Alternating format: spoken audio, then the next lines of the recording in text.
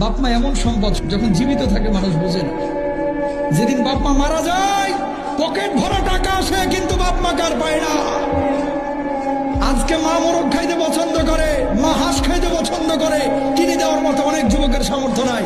কালকে পকেট ভরা টাকা আসবে যে প্রতিদিন মাকে একটা হাঁস খাওয়াইতে পারবো, সেদিন বাপ মার থাকবে না ভাই। এই জন্য বউয়ের হক আদায় করেন, বাপ মার দিকে টেক কেয়ার করেন। বাপ মা বড় দামি জিনিস। আহা, যেদিন জন্ম দিয়েছে তার স্বামী না জানি এবার মরে যায়। কত মানুষ তো জন্ম দেওয়ার সময় মারা যায়, তুমি আমারও মাফ করে দিও। এইভাবে আপনারা দুনিয়ার মুখ দেখিয়েছেন নিজের জীবনটারে বাজি রেখে।